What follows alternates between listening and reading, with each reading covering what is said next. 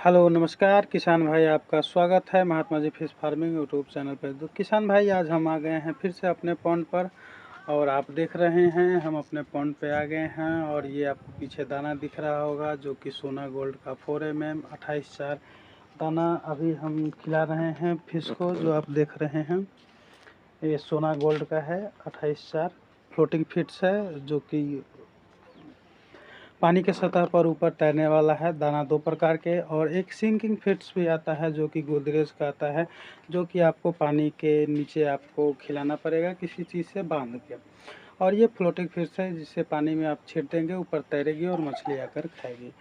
तो दोस्तों किसान भाइयों, आज हम पोटेशियम परमैंगनेट के बारे में बात करने वाले हैं। जी हाँ, जिसे एक और नाम से जाना जाता है KMNO4 के नाम से जाना जाता है, उसके बारे में हम इस वीडियो में बात करने वाले हैं।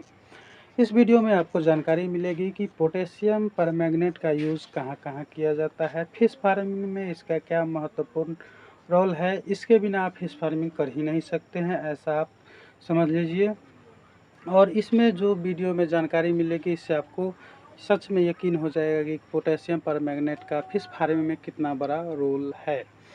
और फिश फार्मिंग में इसमें पोटेशियम परमैंगनेट आपको हर महीने आपको यूज़ करना पड़ता है। इसलिए इस वीडियो में आपको क्या क्या जानकारी मिलेगी, जैसे कि फिश फार्मिंग में पोटेशियम परमैंगनेट कहाँ कहाँ यूज़ होता है, कितना एकड़ में आपको कितना यूज़ करना है पोटेशियम परमैंगनेट का, 1 ppm यूज़ करना है, 2 ppm यूज़ करना है, 1 एकड़ में कितना kg यूज़ करना है, कितना फीट पानी रहने पर यूज़ करना है।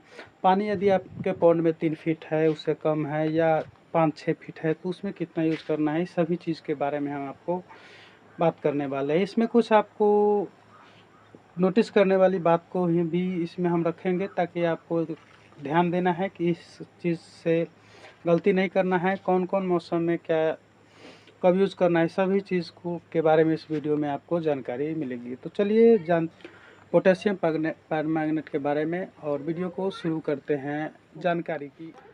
पोटेशियम परमैंगनेट आपको 2 ppm और 1 ppm दोनों में अवेलेबल हो जाएगा, मिल जाएगा। अगर आप दुकान पर जाते हैं तो आपको बताना पड़ेगा कि 1 ppm लेना है या 2 ppm लेना है। वीडियो के लास्ट में आपको बताएंगे कि 1 एकड़ में कितना देना है, 5 फीट 6 फीट पानी है तो कितना यूज़ करना है, कम है तो कितना यूज़ करना है।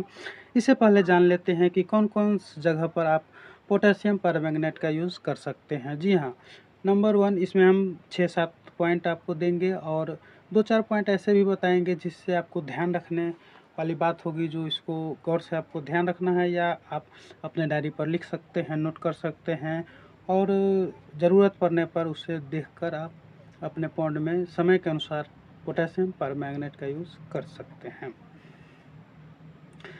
नंबर 1 पॉइंट में बात करते हैं। जब आप फिश सीड्स को कहीं से किसी तालाब से लाते हैं, हैचरी से खरीद कर लाते हैं, और अपने पैंड में आप स्टॉक करते हैं, उस समय आपको पोटेशियम परमैंगनेट का घोल बना लेना है, और फिश सीड्स को नेट में डाल के आप उसको यूज़ कर देना है, और मछली को पॉन्ड में छोड़ देना है। नंबर 1 पॉइंट में आपको फिश स्टॉक करते समय पोटेशियम परमैंगनेट का यूज़ करना है।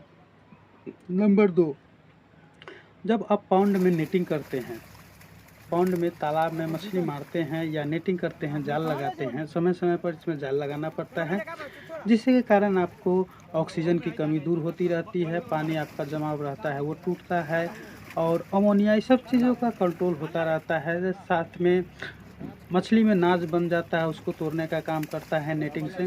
तो जब आप नेटिंग करते हैं और मछली जो पकड़ा जाती है नेट में, उस समय आप पोटेशियम परमैंगनेट का घोल बनाकर मछली को ऊपर छीट सकते हैं और मछली को छोड़ देते हैं। तो इससे आपके मछली को जो भी इन्फेक्शन होता है, घाव होता है, उस सब चीज़ से में आपको फ़ायदा देखने को मिलता है। तीसरे पॉइंट की बात करते हैं। जब नेट जाल जो नेट होता है, जाल होता है, ख़राब पॉन्ड में जब जाल मार के लाते हैं, तो उस जाल को भी आपको डिसइंफेक्टेंट करना चाहिए, ताकि आपके दूसरे पॉन्ड से जो इन्फेक्शन है आपके पॉन्ड में ना पहुंचे। इसलिए जाल को भी डिसइंफेक्शन करना ज़रूरी होता है। चौथे पॉइंट में हम बात करते हैं। जब आपके पॉन्ड में pH बढ़ जाता है, तो ऐसी स्थिति में अगर आप KMNO4 या पोटेशियम परमैंगनेट का यूज़ करते हैं और तालाब में आप छींटते हैं तो इससे आपके pH कंट्रोल में रहता है और आपका पानी का वाटर लेवल pH कंट्रोल में रहता है, जिससे आपको मछली संतुलन बनाए रखती है। उसके बात करते हैं, जब आपके पॉन्ड के बॉटम में कीचड़ ज़्यादा रहता है तो ऐसी स्थिति में आप पोटेशियम परमैंगनेट का यूज कर सकते हैं, जिससे आपके पॉन्ड के कीचड़ में जो भी डिसइंफेक्शन होगा उस चीज़ से आपको फ़ायदा मिलेगा। छठे पॉइंट में बात करते हैं, जब मछली और तालाब दोनों में इन्फेक्शन हो जाता है तो इसे डिसइंफेक्शन करने के लिए पोटेशियम परमैंगनेट का यूज़ कर सकते हैं। तो दोस्तों ये 5-6 पॉइंट थी जो पोटेशियम परमैंगनेट के बारे में थी। आगे हम बात करते हैं, जब आप फिश स्टॉक करते हैं और उसकी डेंसिटी ज़्यादा होती है, उसका घनत्व ज़्यादा होता है, मछली ज़्यादा आप स्टॉक करते हैं, तो ऐसी स्थिति में आपको KMNO4 का यूज़, अगर आप डोज से कम यूज़ करते हैं तो मछली का घनत्व ज़्यादा होने के कारण वो आपको मछली के सभी मछलियों पर काम नहीं करेगा, जिससे आपको पोटेशियम परमैंगनेट यूज़ करने के बाद भी सही रिजल्ट नहीं होगा। यदि आप ऐसी स्थिति में पोटेशियम परमैंगनेट का यूज़ ज़्यादा कर देते हैं तो भी आपको नुकसान देखने को मिलता है।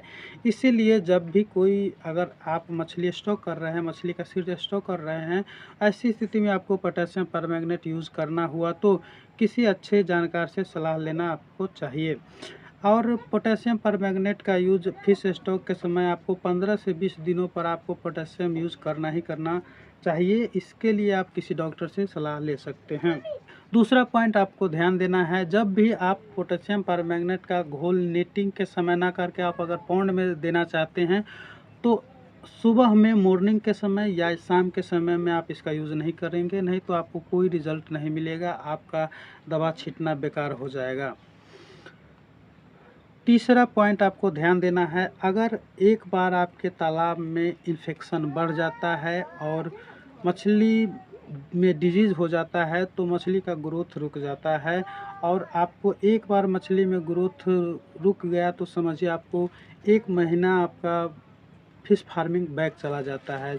जब भी मछली को घाव होता है तो ऐसी स्थिति में वो ग्रोथ करना बंद कर देती है, आपका फीड नहीं उठाएगी, मछली के पानी के सतह पर आपको आएगा और मछली नेंगरी उठा के चट चट चट करके मारेगी और आपको समझ में नहीं आएगा कि क्या हो रहा है, आप कहिएगा फिश फार्मिंग में हम बर्बाद होगा। तो ऐसा नहीं है, पोटेशियम परमैंगनेट का आपको हर 15 से 20 दिनों पर आपको यूज़ करना है, या ज़्यादा से ज़्यादा महीना 2 महीना पर आपको यूज़ करना ही करना पड़ेगा, तभी जाके आप फिश फार्मिंग में सक्सेस हो पाएंगे। चौथा पॉइंट में हम बात करते हैं, जब भी बरसात का मौसम आता है तो बरसात के मौसम में पानी आपके एक खेत से दूसरे खेत से होते हुए आपके पानी आपके पॉन्ड में आता है, जिसके कारण पॉन्ड डिसइंफेक्टेंट हो जाता है और पॉन्ड आपको इन्फेक्टेड हो जाता है, मछली में आपको इन्फेक्शन हो जाएगा। इसीलिए पॉन्ड को डिसइंफेक्टेंट करने के लिए आपको पोटेशियम परमैंगनेट का यूज़ करना होगा। अगले पॉइंट में बात करते हैं, जब भी कोई भी मौसम चेंजिंग मौसम आता है, बरसात हो, सर्दी हो, गर्मी हो, तो ऐसी स्थिति में आपको पोटेशियम परमैंगनेट का यूज़ करना ही करना है। अगर नहीं करते हैं तो आपको नुकसान देखना पड़ जाएगा। यही कारण है कि बहुत सारे लोग फिश फार्मिंग में सही से कामयाब नहीं हो पाते हैं और उन्हें नुकसान देखना पड़ता है। तो चलिए अब बात करते हैं मुख्य बात पर कि 1 एकड़ में आपको पोटेशियम परमैंगनेट कितना यूज़ करना है पानी में। अगर आप घोल बनाकर यूज़ करते हैं तो 100-200 ग्राम करके आप 10 लीटर 20 लीटर पानी में यूज़ करके मछली पर नेटिंग करते हैं उस समय आप दे दीजिएगा, इसमें कोई दिक्कत नहीं है। लेकिन मुख्य बात आती है कि जब आप पॉन्ड में इसका छिड़काव करते हैं पानी में तो कितना फीट पानी होना चाहिए, कितना एकड़ होना चाहिए।